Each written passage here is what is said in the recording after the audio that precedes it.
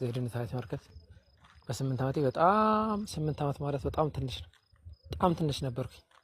ቫልዩን አላቆም ቁርአን ምንድነው ምናምን አላቆም ብቻ መቅራት ስላለብኝ ነው የቀረሁት።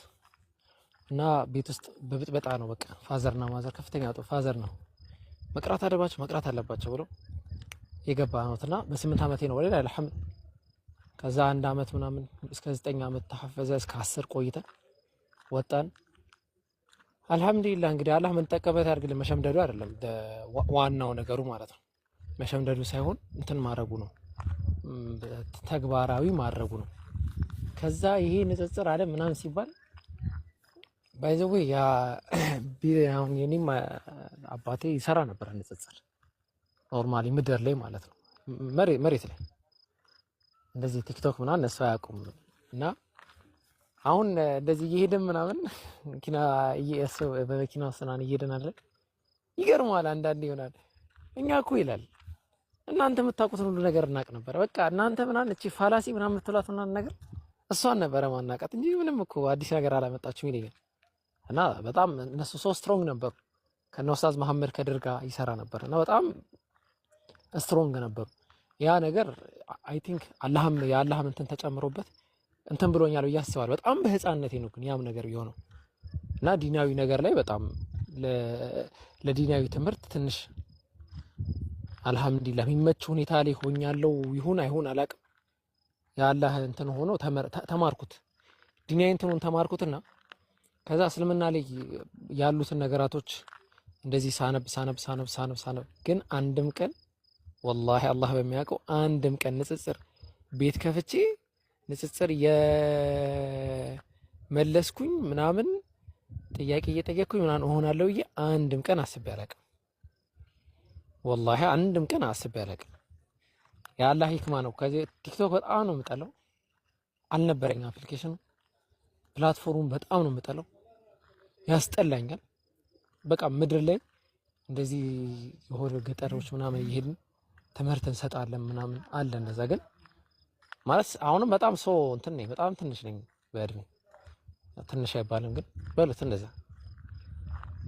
ከዛ ምንድነው እንዴ ይሄ ነገር ወደ ታሪክ እንትን እየሄደ ነው ማለት ነው። ልቁረጠውና ወንድም አለኝ ቲክቶክ ላይ የሚሰራ አንድ ኡመር የሚባል ወንድም አለኝና ኡመር ሚዲያ ምናልባት የምታውቁት ከሆነ ኡመር ሚዲያ በሚል አካውንት የሚሰራ ወንድም አለኝ። በቃ ጨቅጭቆኝ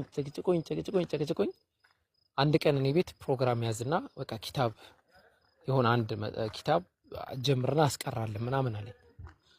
እሺ ምናምን አልኩት። ያው እሱም በልመና ነው። እንዴት እንደሚያስጠላኝ ነው ማለት። ከዛ ገብቼ እዛ ማስቀራት ተጀመርኩኝ። ከዛ ሳይው ዴር አናዘር ላይፍ እዚህ እንትን ላይ ቲክቶክ ላይ ላይፍ አለ። አላህ በጣም ውበት የሆነ ላይፍ አለ። እና መጀመሪያው ከታች የምታዩት እስሚዞን ነው መጀመሪያ ያገኘሁት ስልሽ በቃ በማወቅ ደረጃ ንጽጽር ላይ ከሚሰራ ሰው መጀመሪያ ያየው አላቃቸውም። ሁሉን ሰርቻ አውቃለሁ እሰራለሁ ግን አላቃቸው እና ሳስተምር በጣም አይምሬ በጣም ስለሚገርመኝ ነው። በቃ እንደዚህ የሆነ ኪታብ አስተምሬያቸው ምናምን አንድ ኪታብ ጨረስን።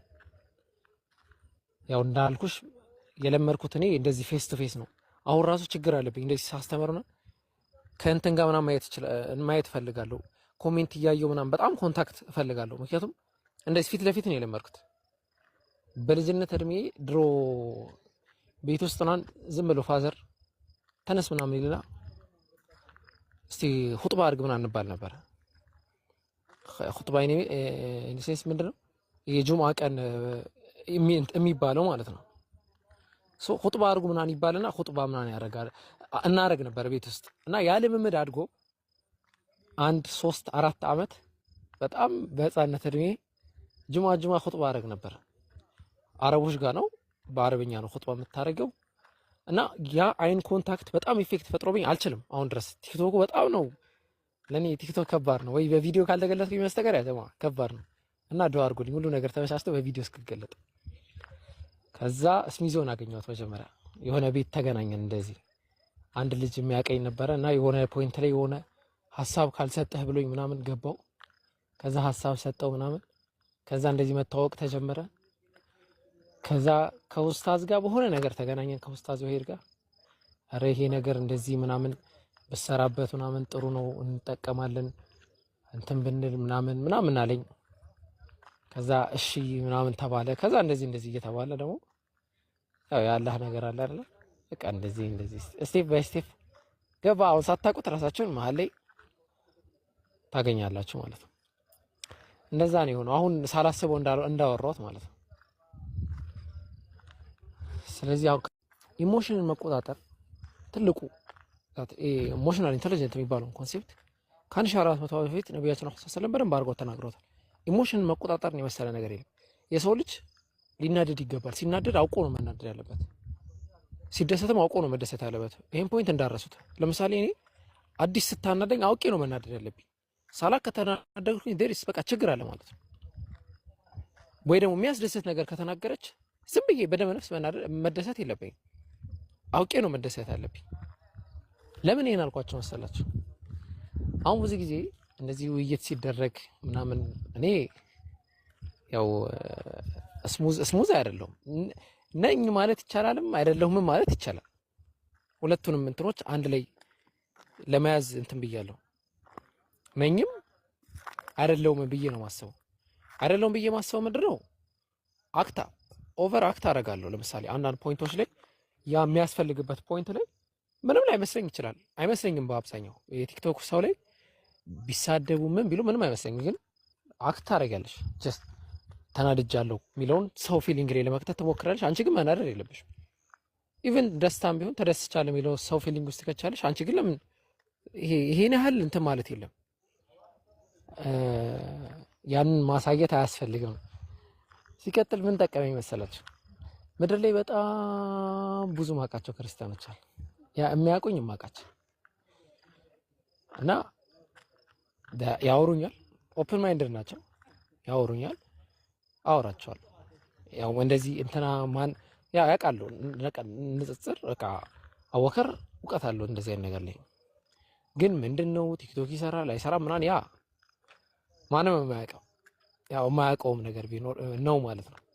ግን አለኝና ያ ስላለ አውቀዋለሁ። በቃ ይሄ መሬት ላይ ያለው ላይፍ እና ቲክቶክ ላይ ያለው ላይፍ አንድ አይደለም። ምንም ነገር ቢኖር ማለት ነው። ህልሜ 3 ነገር ነው ወደፊት።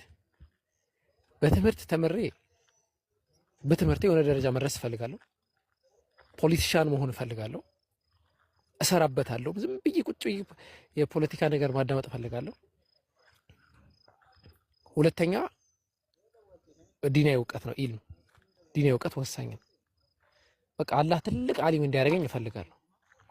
ሶስተኛውና ዋነኛው ህልም ግን ምንድነው?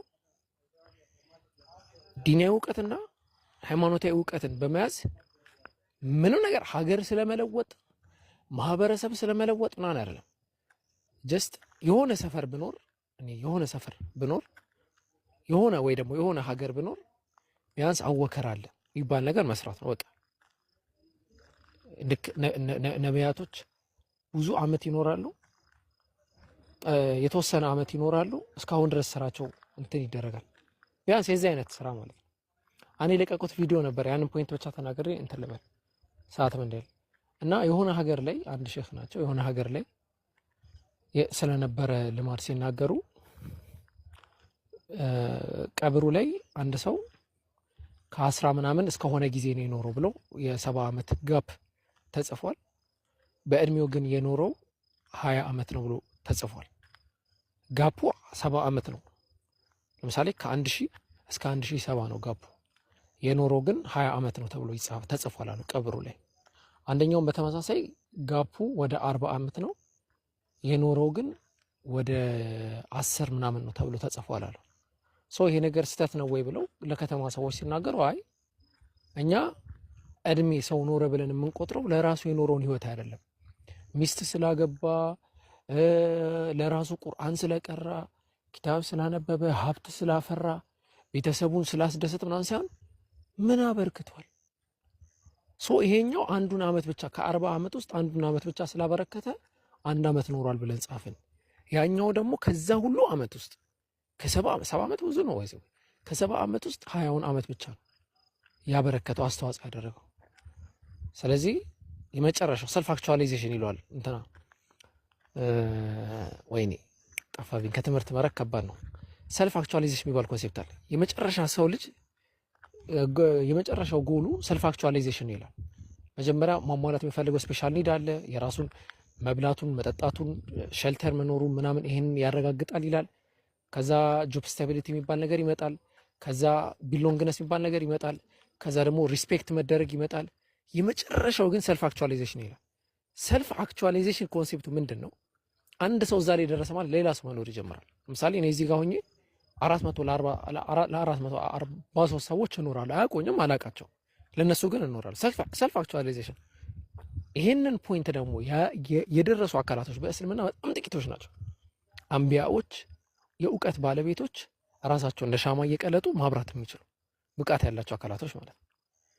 አላህ ደግሞ በምንም አይነት ሁኔታ የነቢያት በር ይዘጋ እንጂ የእነሱ እንትን አልተዘጋም። ሲኩዌንስ ዑለሞች ይቀጥሉታል ተብሏል።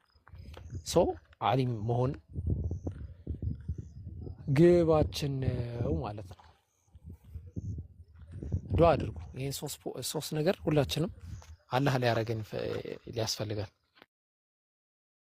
ነበር። ዓለም ላይ ትልቁ የተዋሸው ውሸት የሰው ልጅ ከእንስሳ የሚለየው የሰው ልጅ እውቀት ስላለው ነው ብሎ ዋሽተውናል። ይሄ በጣም በጣም ትልቅ ውሸት ነው። ባቦን የሚባል አንድ የጎሬላ ዘር አለ። ባቦን ተብሎ ነው የሚጠራው የራሱ መጠሪያ ስሙ እና እንትኑ የተሰራበት ደግሞ ሱልጣን ተብሎ ይጠራል። ስሙ ነው። እሺ ሱልጣኖች ካላቸው እንዳይደብራቸው ሱልጣን ተብሎ ይጠራል። ዘን ከሰው ልጅ ጋር በክሮሞዞም አጠቃላይ የዲኤንኤው ስትራክቸሩ ይሄ ሄሊክሱ አጠቃላይ በጣም ተቀራራቢ ነው እና ሰው ኢንተለጀንት ነው፣ በጣም እውቀት አለው። ሰው ልጅ ግን የሚለየው አሁን ቅድም እንዳለችው ህሊናው ነው። ክፉና ደጉን አመዛዝ ነው ስፔታ አይ ይሄ ይሻላል ይሄ ይሻላል ይሄ ይሻላል የሚለው ነገር ማለት ነው። ወይላ አልሐምዱሊላህ ሙስሊም ስንሆን ያንን ዌል በሆነው መንገድ አእምሮህ እንዴት መጠቀም ትችላለህ የሚለውን ነገር በደንብ የሚያስተምር ይመስለኛል ሙስሊም እስልምና። እኛ አልተማርንበትም ግን እንትን ይለናል። በዚህ አጋጣሚ ሁለት ፖይንት ላስቀምጥ። ምናልባት ይሄንን እድል አላገኘሁም እንደዚህ ረጋ ብዬ ማወራበት ጊዜ በጣም የተወሰኑ ጊዜያቶች ስለሆኑ ከጥያቄ መልስ ርቄ ይሄንን ሁለት ፖይንት ላስቀምጥ። ከአሁን በኋላ እዚህ እየመጣሁ ነው የምተነፈሰው፣ በቃ ተመችቶኛል። እሺ አንደኛው ፖይንት ምን መሰላችሁ ያጀማ፣ እዚህ በተለይ ንጽጽሩ ዓለም ላይ አጠቃላይ ቲክቶክ ላይ ያላችሁ ሰዎች this not the real የሆነ ላይፍ አይደለም። ይሄን አእምሯችሁ እስክተቱት። የሪል ላይፉ ምሳሌ ሊሆን ይችላል፣ ኦር መልክ ሊሆን ይችላል፣ ወይ ደግሞ ነጸብራቅ ሊሆን ይችላል፣ ግን ሪል ላይፍ አይደለም። አንዳንዴ የቲክቶኩን ዓለም እንትን በማለት ሪል ላይፉን በዛ ለመመዘን ይሞክሩ ሰዎች አሉ። ነው እንደዛ አይደለም። ግን ቲክቶክን እኛ ሙስሊሞች ለኛ አመቺ ማድረግ እንችላለን፣ ማድረግም አለብን። ያንን ለማድረግ አንድ ቁልፍ ፖይንት ልንገራችሁ። አንድ ቁልፍ ፖይንት የሰው ልጅ ስንወድ እስከ ጥግ አንውደድ፣ ስንጠላም እስከ ጥግ አንጥላ። ምሳሌ አቡበከር አዲስን ጠላት። በደንብ አስተውሉ። ጠሏት አዲስን። ነገ ከነገ ወዲያ አዲስ ለሀገር፣ ለሃይማኖት፣ ለሁሉም ማህበረሰብ የሚጠቅም ነገር ትሰራለች። ከዛ እንደ አዲስ እንደዚህ ያደረገች ሆናል ተዋት እባክህ ይላል። ምንም ነገር ቢሆን ምኑ ያውረዋል? ጥላቸው ማለት ነው። በጣም ደግሞ ወደዳት፣ መጥፎ ነገር ትሰራለች። አላህና ነብዩን እኮ እንደዚህ ያለች፣ ሙስሊሞችን እንደዚህ ያደረገች ነው፣ እንደዚህ አትልም ይላል። ሰው አንዱ ፕሪንሲፕል ምን መሆን መቻል አለበት? ህይወታችንን አጠቃላይ ቲክቶክ ምቹ ለማድረግ ሰውን ስንወድ በገደብ ስንጠላም በገደብ መሆን መቻል አለበት። ያኔ ጠራ የሆነ ሰው አለ ሳያወከር ሰው ነው በጣም ብዙ ይሳሳታል። ዝም ብለህ ከወደድከው ተበልተሃል። ቁማር ያኔ ነው የተበላው። ምክንያቱም አይነን ጨፍነ ዝም ብለህ ልትከተል ነው። አዲስን አይነን ጨፍነ ዝም ብለህ ልትከተል ነው። ለምን ሰው ተባልክ? ሰው ስትወድ ገደብ ሊኖር ይፈልጋል፣ ስትጠላ ገደብ ይፈልጋል። ሲሳሳት ነው ይሄ ነገር ትክክል አይደለም። ውዴታ ደግሞ ይሄንን ይጎዳል። ነቢያችን ሰለላሁ በዛ ደረጃ ሰሃቦች እየወደዳቸው ያ ረሱላህ ይላቸዋል። ይሄ ነገር እንዴት ነው? ወህይ ነው ወይስ አይምሮህ ነው? ወህይ ከሆነ አይሳሳትም፣ አይምሮህ ነው? አዎ ሲላቸው ነው ይሄ ትክክለኛ ዲሲሽን አይደል፣ እንደዚህ አድርገው።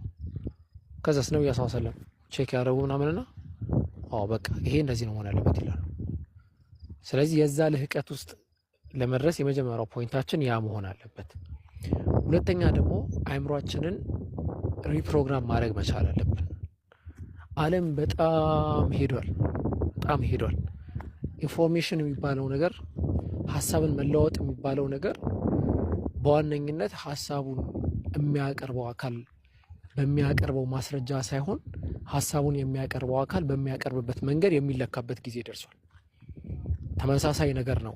አንድን ሰው አንድ ንጉሥ ያመጣውና በህልሜ እንደዚህ አይነት ነገር አይቻለሁ፣ የህልሙን ፍቺ ንገረኝ ይለዋል።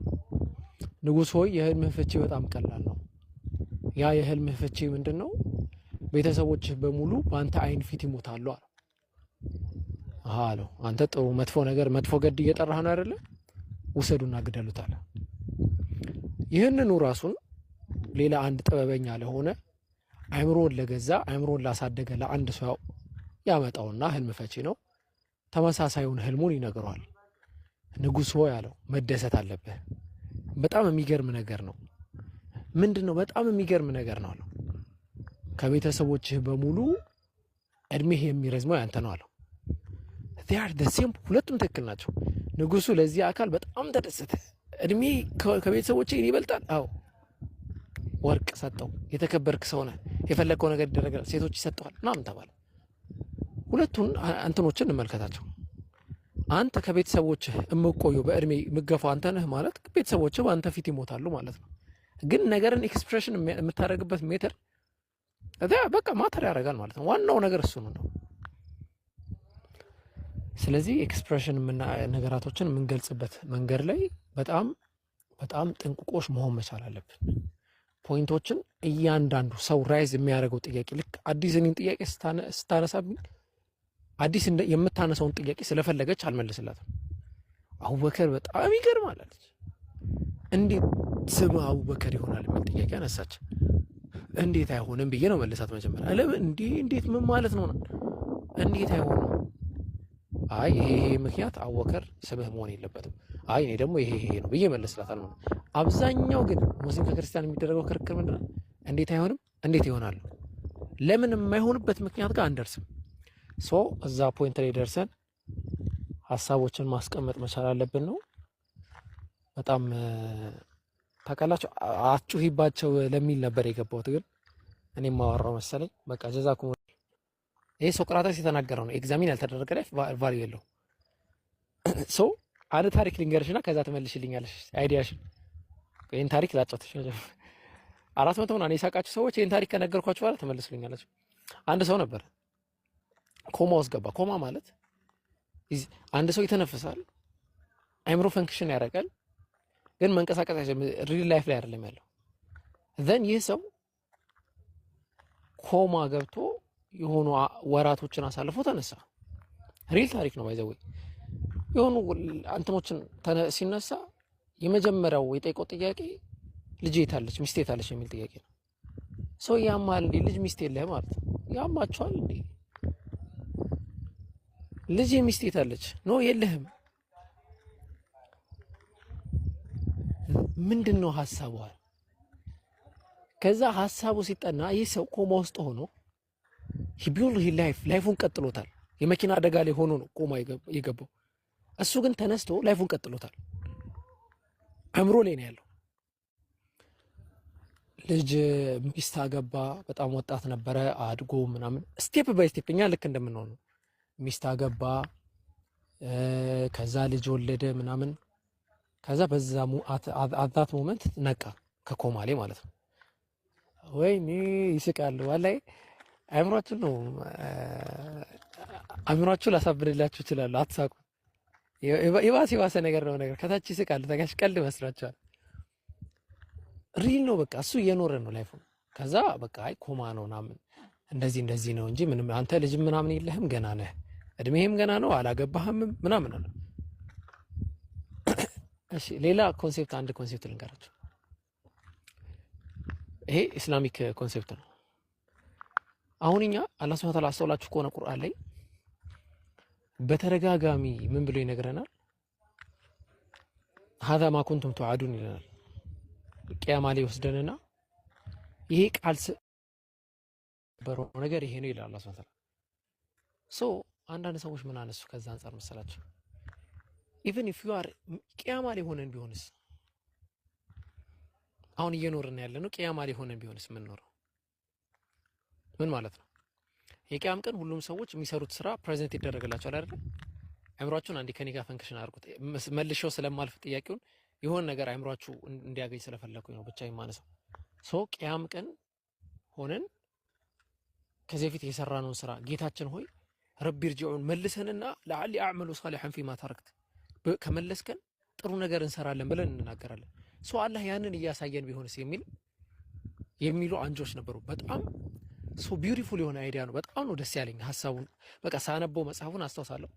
ያው እንደዚህ አይነት መጽሐፎች ሼክ ኢብኑ ተይሚያ ረሂመሁላህ ተዓላ ነው እንደዚህ አይነት ነገሮችን ፕሬዘንት የሚያደርጉትና እንደዚህ የሚለውን አስተሳሰብ አስቀምጠውት በጣም ሶ ቢዩቲፉል ነውና ያንን እንትን ካልኩኝ በኋላ ቁርአን ስቀራ ራሱ በቃ የቀደር ኮንሴፕት አይምሯችሁ ላይ ግብት ነው የሚለው።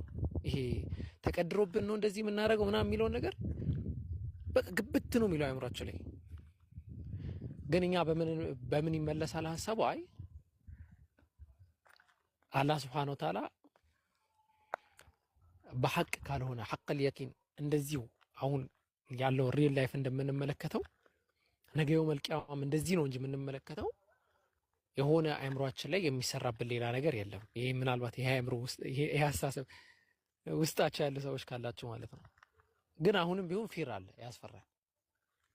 ለምን እንትን የለንም። አሁን ለምሳሌ አስቡት እስቲ አዲስ ታይም አላህ ይጠብቀንና ማለት ያው ሞትን የሚመኝ የለም። አላህ ይጠብቀንና ከሞትን አለቀ እኮ በቃ አለቀ። ያ ጀማዓ ቲክቶክ የለ ምን የለ ምናምን ዘን ምን ይቀጥላል? ትክክለኛ ላይፍ ይጀምራል። ካላህ ጋር የመገናኘት ህይወት ማለት ነው። ይሄ ሁሉ ያሳለፋችሁት ነገር ፊልም ይሆናል። የስንት ደቂቃ ፊልም ይሆናል? መገመት ላይ ጥሩ አይደለም። ግን የሰው ልጅ ህይወት ከ10 ደቂቃ በላይ ፊልም ያወጣው። ህይወታችሁን ነክሳችሁ ለምሳሌ 30 ዓመት የኖረ ሰው ራሱ የ30 ዓመት ህይወቱን ነክሶ ቢያወጣው አብዛኛው ሽንት ቤት ነው፣ አብዛኛው ሲተኛ ነው፣ አብዛኛው የሆነ ነገር እያወራ ሲጮት ነው ምናምን። አሁን ስለኔ የምትጠይቁኝ የምናገራቸው መንቶች በጣም ትንሽ ናቸው። በቃ አይምሮ ላይ ያለ ማለት ነው። ሶ ፊልሙን ራሱ እንዴት ጭምቅ አድርገ ነው ምናምን ጥራት ባለው ወይ ቢቀርብ ሰላታችን ምናምን ተውት፣ ወላሂ የለም ሰላቱን ተውት። መወርወር ሰላት የለም እኔ አላስታውስም ብትጠይቁኝ። ጾሙንም እንደዛው ነው። ስንት ዓመት እንትናለን ጾም ከጀመርን ቢያንስ አንድ ሰው በኢትዮጵያ ተለምዶ በ10 ዓመቱ በ10 ምናምን ዓመቱ ጾም ይጀምራል። በዛ ላይ ቀልድ ነው ምናምን ነው። ሀጅ እንደምታውቁት ነው፣ ዘካ እንደምታውቁት ነው። ሰው ምን ይቀራል ማለት ነው? እኛና እናንተ መካከል ያለው ኮኔክሽን ይቀራል። ለምሳሌ እኔ ከአዲስ ጋር ያለኝ ኮኔክሽን ይቀራል። አዲስ ከኔ ጋር ያላት ኮኔክሽን ይቀራል። 451 ሰዎች እርስ በርስ ያላችሁ ኮኔክሽን ይቀራል። ሶ በዛ ኮኔክሽናችሁ ጥሩ ኮኔክሽን ያላችሁ ሰዎች ካላችሁ በዛ ትመነዳላችሁ፣ ካልሆነ ደግሞ አትመነዱ። ለዛ ላይፍ ላይ ብቻ ተውት። ኢየሱስ ክርስቶስ ብዙ ነገራችሁ ነገር አለ ግን ልትሸከሙት አትችሉም ብሏል። እኔም እንደዛ ነው የምትሆኑብኝ። እና እንደዚህ አይነት ሀሳቦች ያው ከዚህ በፊት ብዙ ጊዜ ደጋግሜ ተናግሬዋለሁ። ንጽጽርን ከማጥናት በላይ ሎጂክ ላይ እና ሳይኮሎጂካል ኮንሴፕቶች ላይ ትኩረት ለመስጠት ሞክሬያለሁ። ትኩረት ሰጥቼ እንትን ለማለት ሞክሬያለሁ። በዚህ ዙሪያ ያው በጣም እንትን አለ። የኢትዮጵያ እንደ ኢትዮጵያ ሀገር አቀፍ ሙስሊሞች ላይ በጣም ችግር አለ። አንድ ነገራቶችን ሎጂካሊ ሳይኮሎጂካሊ መረዳት ነገር እና በዚህ ዙሪያ በጣም ልዩ የሆኑ ሰዎች እንዳሉ ሆኖ ማለት ነው። ሁሉም ወንድሞች ያው ሁሉንም ጠርቼ ስለማልጨርስ ልዩ የሆኑ ሰዎችን ሁለት ሰዎችን ላውጣና ኦር 3 ሰዎችን ላውጣ። አንደኛ የመጀመሪያው ኡስታዝ ወሂድ ነው ሁላችሁም እንደምታውቁት ማለት ነውና የሆነ ሰዓት በቃ እኔ ሲያወራ ምናምን ሰምቼው በጣም ድሮ ሊባል ይችላል። ሱብሃንአላህ ይገርማል። በአጭር ጊዜ ነው ግን ድሮ ተባለ እና ዝም ብዬ ገብቼ የሆነ የሞተ ጥያቄ ምናምን ጠይቄው ነበር። ዝም ብሎ የሞተ ጥያቄ ማለት ነው። ጀስት እስቲ በቃ ላውራው ከቢራ እንትን ማለት ነው እና አላህ ይጨምርለት። ያው ኡስታዛችን እንደዚህ አይነት ሀሳቦች ላይ በጣም እንትን ነው እና እስሚዞን በተመሳሳይ ደረጃ ሁለቱም እስሚዞች ዲያር በጣም ልዩ እንትኖች ናቸው ማለት ይሄ ስለ ንጽጽሩ ስለ እውቀት ምናምን አይደለም ማውራው በቃ ጥያቄን እንዴት ነው ትሪት የሚደረገው ከሚለው አንፃር ማለት ነው። ሁለቱ እስሚዞች በቃ አፍ ከፍተህ ነው የምታዳምጠው። አንድ ጃ የለቀቀው ቪዲዮ ነበር። በቃ በደንብ እንትን ያደርጋል። አፍህን ከፍተህ ነው የምታዳምጠው። ሶስተኛና ያው ከኡስታዝ ቀጥሎም ትልቅ ደግሞ እንትን የምሰጠው አብዱል ከሪም ያው ታውቁታላችሁ። አብዱል ከሪም በጣም ሶማች በቃ እና ያ ከብቃት የመነጨ ነው። ከብቃት ማለት ነው እና ሁሱ ብራር ቆይ ወደዛ ተሰሩት እኔ ለማጥበብ እየሞከርኩኝ ነው። እነ ሁሱ ምናምን ተብሎ ያ ሁሉማ ከዘርዘራቸው አይሆንም። እኔ እያጠበብኩ ነው ያለሁት እና ከዛ አንፃር ያው ትንሽ እንትና ሀገራችን ላይ በጣም እጥረት አለና የሚያዳምጠውም አካል አድማጩም ተናጋሪውም ኢሞሽናሊ እንትን ምንድነው መገናኘት ከቻለ በቃ አለቀ። ያኔ ወላሂ አልዓዚም እመኑኝ ቲክቶክን ነው ማለት በአንድ እግሩ ማቆም እንችላለን። አንዴ ትንሽ ጊዜ ነው ያ ጀማዓ፣ ትንሽ ጊዜ መታገስ። ያ ትንሽ ጊዜ ላይ የምንሰራው ምንድነው መልስ ምናምን ይሄ ጥያቄ መስጠት ምናምን፣ በዛ ውስጥ የሚፈለገው ፖይንት የሰውን ይሄ አይምሮን ሳይኮሎጂውን ብዙ አመት የተሰራውን ሳይኮሎጂ መቀየር፣ በቃ ኢሜጁን መቀየር። የሆነ ነገር ሲመጣ ይሄ ነገር ራሽናል ነው፣ በራሽናል ማይንድ መመዘን ይጀምራል። ያለ በዛም መፍትሄ ስለማናገኝ ማለት ነው። አዲስ የምትወጣ ነው ሰዓትም እንትን የለንም። ሰኑሪሂም አያቲና ፊል አፋቅ ወፊ አንፉሲሂም ሐታ የተበየነ ለሁም አነሁ ልሐቅ። አንተ ያላህ መልክተኛ ሆይ እንደዚህ ብለህ ነገራቸው አለ። አንተ ይዘው የመጣኸው ቁርአን ይዘው የመጣኸው አስተምህሮ እውነት መሆኑ እስኪገለጥላቸው እውነት መሆኑን እስኪረዱ ድረስ ተአምራቶቻችንን እናሳያቸዋለን። ተአምራቶቻችንን ስናሳይ አንድ ሰው ተመልክቶ አንድ ሰው የማይመለከተው፣ አንድ ሰው ተረድቶት ሌላው የማይረዳው ሳይሆን ከአድማስ በሙሉ ከፀሐይ መውጫ እስከ ፀሐይ መግቢያ ድረስ ተአምራቶቻችንን እናሳያቸዋለን። ሐታ የተበየነ ለሁም ሐቅ መሆኑ እውነት መሆኑ እስኪመለከታቸው ነው። ወፊ አንፉሲሂም በነፍሶቻቸውም ጭምራል። በነፍሶቻችን ምን አለ ማለት ነው። በነፍሶቻችን ትልቁ ተአምር አለ። የሰው ልጅ ወደ ራሱ ወደ ጭንቅላቱ ወደ አይምሮ ወደ አጠቃላይ ሰውነቱ አካሉ መመልከት ያስፈልጋል። አንዳንዴ ፍልስፍና በጣም ጥሩ ነገር ነው። ተፈላሰፉ። ልክ ነቢያችን ሰለላሁ ዐለይሂ ወሰለም እንዳስቀመጡት አይምሮ ላይ አላህን ማን ፈጠረው የሚል ጥያቄ ሲመጣ ያኔ አውጣ ሸይጣን ረጅም ይበላሉ። አፍታቻል ዝግነ ያረለ እና እንደዛ እናደርግ ነው የምላችሁ ያ ጀማዓ። አላህ በሰማንበት በተናገርኩት የምንጠቀም ያድርገን። ይበቃል ኢንሻአላህ። ምንድነው ቫግሬስ የሚባል ሀሳብ አለ። ያ ማለት ምንድነው? ለምሳሌ አንድ ሰው ወደደ የሚባለው ለዛ ሰው የሆነ ነገር ሲያደርግ ነው። በቃ ልኬት እናበጅለታል። ለምሳሌ የተለመደ እንትን አለ፣ የምትወደኝ ከሆነ እንደዚህ አድርግልኝ አይደለ? የተለመደ አባባል ነው። የዛ ሰውዬ የመውደዱ ሊሚት ያ ነው። የምጠላው ከሆነ እንደዚህ አድርገው ሶ የዛ ሰውዬ መጥላቱ ሊሚት ያ ነው። ይሄ ግን ሁሌ አይሰራም። ነገር ግን የሚገርም ሁኔታ ሁሌ የሚሰራና ሁሌ እንትን የሚል ነገር ምንድነው? ለአላህ ብሎ መውደድና ለአላህ ብሎ መጥላት። ለአላህ ብሎ መውደድና ለአላህ ብሎ መጥላቱ ሰላም አለ። ምክንያቱም ውስጣችን ላይደሰት ይችላል። ለምሳሌ የገዛ ወንድምሽ የገዛ እህትሽን ለአላህ ብለሽ ልትጠዩ ትችላለሽ፣ ለአላህ ብለሽ ማለት ነው። የገዛ ጠላትሽን ደግሞ ለአላህ ብለሽ ልትወጂ ትችላለሽ። ነቢያችን መሐመድ ሰለላሁ ዐለይሂ ወሰለም የራሳቸውን የገዛ አጎታቸውን የገደለባቸውን ኢቭን ሰውነታቸውን እስከ መቅደድ በአሰቃቂ ሁኔታ የደረሰባቸውን በጣም የሚያግዛቸው የነበረው አጎታችን የገደለባቸውን ግለሰብ አብረው ማዕድ እንዲቃመሱ ተደርጓል። መጀመሪያ ላይ እንትን አሉ። ግን ሃይማኖት እንደዚህ ነው። የሰሃቦች የአንደኛውን አባት የገደለበትን ሰሃባ አብረው እየተሳሳቁ ይኖሩ ነበር ለአላህ ብለው። ይህ ጠላት ነው ተወደደም ጠል ግን ለአላህ ብለው ይኖራሉ።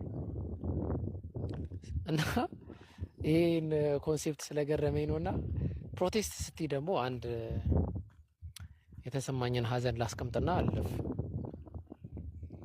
አድርጎ አልሰጠንም። ወኢዛ ሐከምተ በይነ ናስ ፈሕኩም ቢልዐድል፣ በሰዎች መካከል ስፈርድ በፍትህ ፍረድ ብሎታል ነብዩ ሰለላሁ ዐለይሂ ወሰለም። እኛም የታዘዝነው ያንን ነው። እኛ ምድር ላይ አላህ ተተኪዎች ሲያደርገን በፍትህ እንድናደርግ ነው። ዓለም ፍትሃዊ አይደለም። ሰብአዊ መብት ይሰበካል ዓለም ላይ። ለምሳሌ አስተውላችሁ ከሆነ በየትምህርት ቤቱ ስለ ሰብአዊ መብት ሁሉም ይማራል። ሰብአዊ መብት ማለት ሰው በመሆኑ ብቻ የሚያገኘው መብት ነው። ኦብቪየስ ጥሩ። ስለ ሁማን ራይትስ ይነገራል፣ ይሰበካል። ስለ እንስሳት መብት ይሰበካል፣ ስለ ዲሞክራሲ ይሰበካል። ኢፍትሃዊነቱ ግን የቱ ጋር ነው? ልክ አላህ ሱብሓነሁ ወተዓላ ኢዛ ጃአከል ሙናፊቁነ ቃሉ ነሽሀዱ ኢነከ ለረሱሉላህ ወላሁ የሽሀዱ ኢነከ ለረሱሉሁ ወላሁ የዕለሙ ኢነል ሙናፊቂነ ለካዚቡን። እና ሙናፊቃን የሆኑ ሰዎች ወደ ነብዩ ሲመጡ አንተ ያለ መልእክተኛ መሆንን እንመሰክራለን ይላሉ። እና ሰብአዊ መብትን ፕሪች የሚያደርጉ አካላቶች ሰብአዊ መብትን ይጥሳሉ። ምሳሌ ፍልስጤም ውስጥ መመልከት ትችላላችሁ። ወንድሞቻችን ህፃናቶች አደገኛ ኢቨን እስከ ሰልፈሪክ አሲድ ድረስ በዋር ህግ በጦርነት ህግ ክልክል የሆኑ መሳሪያዎችን በመጠቀም ሀገር ዳሜጅ የማድረግ ጄኖሳይድ ይሰራል። ግን ሰብአዊ መብቱ አለ። ለምን ይመስላችኋል? ዓለም ኢፍትሃዊ ነው።